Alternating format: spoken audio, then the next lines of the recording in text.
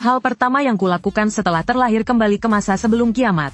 Menghabiskan ratusan juta dana hanya untuk membeli sebuah kendaraan seberat 660 ton. Semata-mata karena radiasi kosmik dari benih mekanik menyelimuti seluruh dunia. Semua kendaraan yang terdaftar atas nama manusia akan berubah menjadi rangka luar mesia manusia. Ada yang mobil sport Ferrari berubah menjadi mesia pembunuh yang lincah. Ada yang truk berat berubah menjadi mesia tameng daging tak terkalahkan.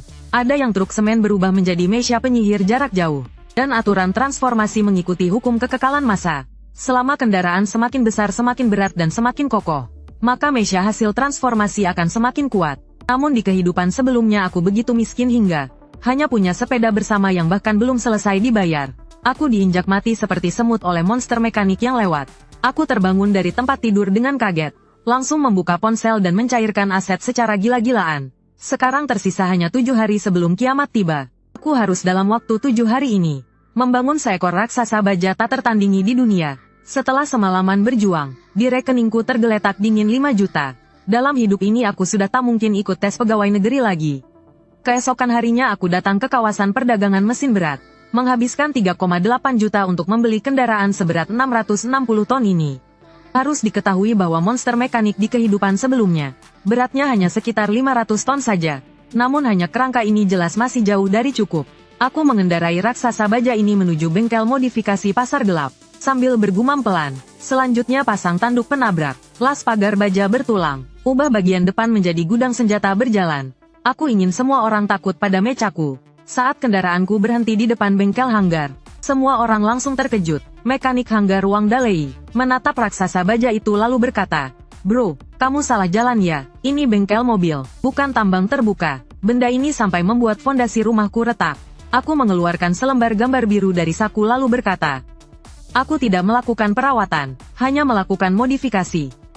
Biaya tenaga kerja 500.000 dan bahan dihitung terpisah."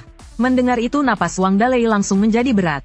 "Deal saudara-saudara, jangan tidur bangun semua, ada proyek besar datang." Tepat saat itu, terdengar suara deru mesin yang memekakkan telinga. Yang turun dari mobil adalah anak orang kaya Jason. Di kehidupan sebelumnya dia mengandalkan mobil sportnya, bermutasi menjadi mesia tipe gesit, merebut satu-satunya makananku, bahkan menendangku ke tumpukan mesin dan membiarkanku mati. Hari-hari biasa dia selalu mengejekku sebagai tukang antar makanan, sampah yang naik sepeda bersama.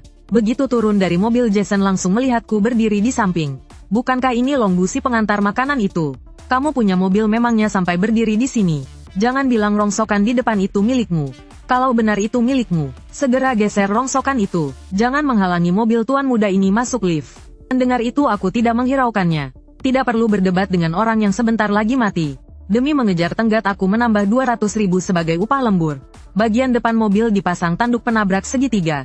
Kaca mobil ditutup rapat dengan jaring baja. Hanya menyisakan beberapa celah pengamatan.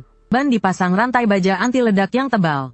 Bagian dalam bodi diubah menjadi rumah aman. Dibagi menjadi area penyimpanan dan area istirahat. Dini hari pada hari ketiga, benteng tiranku akhirnya selesai dibangun. Namun masih kurang satu keping terakhir agar sempurna. Aku mengendarai benteng tiranku ini, langsung menuju gudang logistik terbesar. Mengangkut penuh 300 ton solar dan menyimpannya di dalam kendaraan. Aku membeli tak terhitung banyaknya perbekalan dan menyimpannya di dalam kendaraan. Hingga 24 jam terakhir sebelum kiamat tiba, semua orang mulai merasakan ada yang tidak beres. Langit menampilkan warna abu kuning yang aneh. Segelombang energi berdimensi tinggi, benih api mekanik sedang mendekati bumi. Aku mengemudikan benteng tiran perlahan menuju jalan buntu. Daerah ini berada di tempat yang sangat tinggi.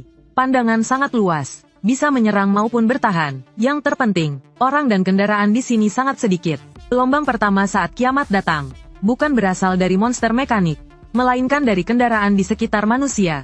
Saat jam sibuk macet di malam hari, ribuan mobil bermutasi bersamaan memicu perang. Itulah neraka manusia yang sesungguhnya. Aku memarkir truk tambang raksasa di ujung jembatan runtuh. Bagian depan menghadap keluar siap menerjang turun.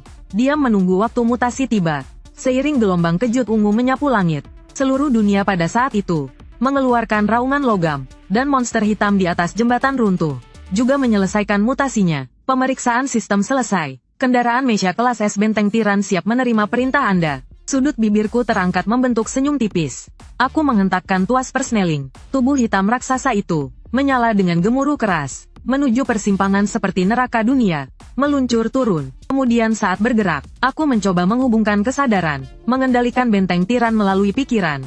Saat itu muncul satu titik merah di radar. Sebuah bas bermutasi memperhatikanku, dan bas tingkat itu berubah menjadi wujud baja, meluncur liar menuruni lereng ke arahku.